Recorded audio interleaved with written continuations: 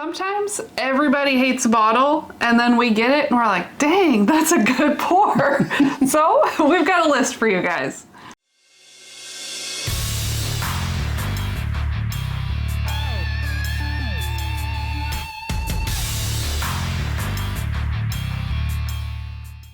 Hi friends, I'm Laura, this is Troy, we're Baker Drinks, and we've got 6 bottles that everyone else seems to hate on, and we're happy to pour in our glass and drink. Yeah, more for us on the shelf, I guess. Easier to find. And just a reminder, please like, comment, and subscribe so you can keep seeing more of these list videos. So I'm gonna go first on this one. I've got a Balcones, and this is their single malt. So this one is cask strength, single barrel, single malt whiskey from Texas. Lots of things that I just listed people hate. They don't love the single malts, they don't love Texas. So for some reason, this bottle just hits us right. It is fantastic, so much flavor, just amazing. I love this bottle. In fact, we loved it so much, we got a second one that's finished differently, but also cask strength, single barrel, single malt from Texas. Yeah, and guys, you're missing out. If you like big flavors, those single malts from Balcones are where it's at. All right, so first on my list, and I feel like everyone hates on this one because of the price. Yeah. This is the Wild Turkey Kentucky Spirit. And this is specifically a Camp Nelson F. Bourbon Junkies just put out a video on these a week or two ago. I've had this for months. I was way ahead of them on the curve. They may have had it for months as well. Yeah, probably. That's just how it goes when you're making videos. Everybody does the same thing. But people hate on this because they love 101. And 101 is like cheap. Half to a third of the price, depending on where you're getting these. And I can't get behind the 101. You saw our last video, you know that about me. The Kentucky Spirit though, I will gladly pay the premium for one of these, especially out of Camp Nelson. That is some very special whiskey coming out of Camp Nelson. And I don't want to pay $300 for the single rickhouse, so I'm going to pay $50 for this. And I'll do it every time I see one. It's delicious.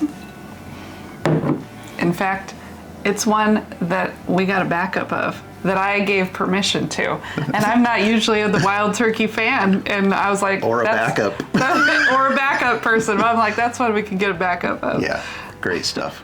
If you are not new to this channel, you know that I consider myself a Jack girl. I love the flavor of Jack Daniels. We buy pretty much anything of theirs we see. It's coming home with us. So this one gets a lot of hate. For some reason, it's one of the least liked bottles that I hear, and that's the Jack Daniels Triple Mash.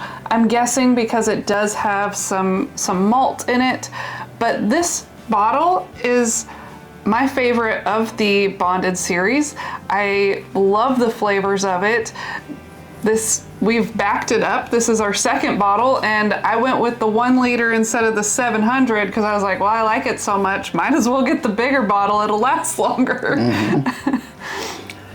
Yeah, just unique flavors, but it's still got that Jack Daniels banana note in it. Mm-hmm. The triple mash with their Tennessee whiskey, their single malt, and their rye all blended together just works. That's a great one. So this next one isn't specifically a bottle, it's more a brand. And I feel like people hate on it because 1, it's expensive, and 2, it's high malt mash bill. It's the Old Elk.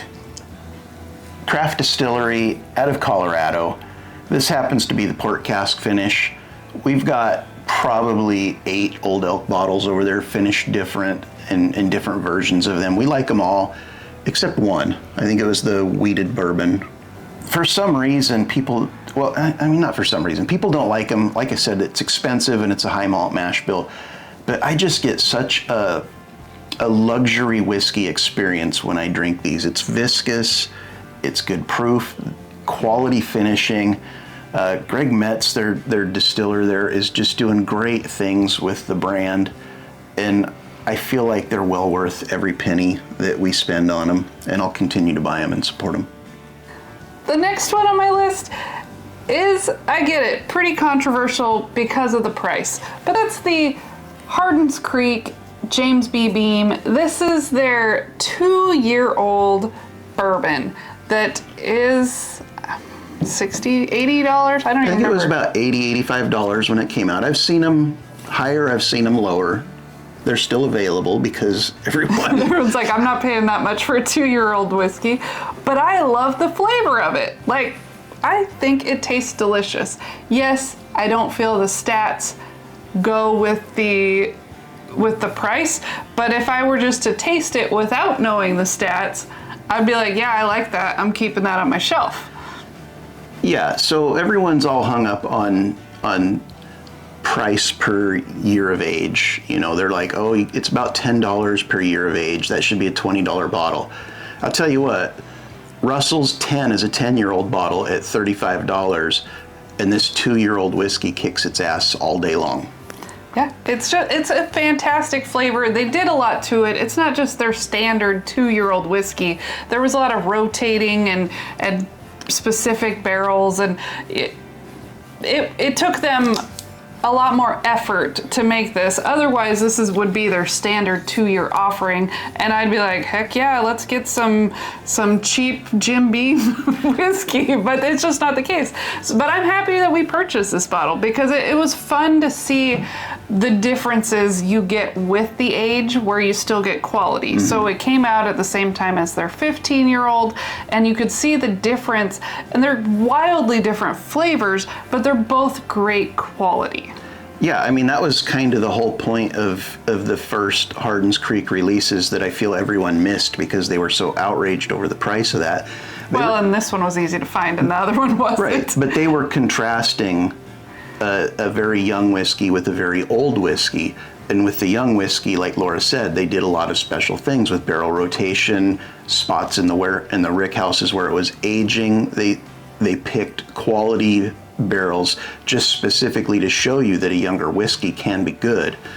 And this one is great. I mean, I challenge you all to find a better 2-year-old whiskey out there because it just doesn't exist. So last on our list here today, everybody's got an opinion on this bottle. If you've been in the whiskey game for even a short period of time, chances are you've got this on your shelf. And I would venture to say everyone that makes videos has this on their shelf. It's the Blantons. Straight up single barrel, the original. We get these, the price has gone up recently. I think it's around $65 to $70 now by us. But when I was grabbing all these, we were collecting the horses, you know, spelling the word. We're taters, I guess. Yep. But proud of it. Yeah, I was getting them for $50 to $55 a piece, and that's out the door, tax free out the door. And again, we've put this in Buffalo Trace blinds with E.H. Taylor, Buffalo Trace, Eagle Rare, Elmer T. Lee. It always comes in first or second. You drink these blind and have all the bias of that horse and that grenade-shaped bottle and the fact that everybody on the planet's gone into a liquor store and said, you got any Blantons? And they just give you the dirty look. You take all that bias out of it and you drink this blind and it's going to do well. It's a good whiskey if you can get it at MSRP. Which is it's not getting easier, even though everyone hates on it. It's still not getting easier to find. You'd think with all the hate, people would be like, stop buying it, but nope. It's the closet drinkers. It's the one that everyone openly hates, but secretly chases. So thanks for watching. Please give us your list. We'll see you again soon. Cheers.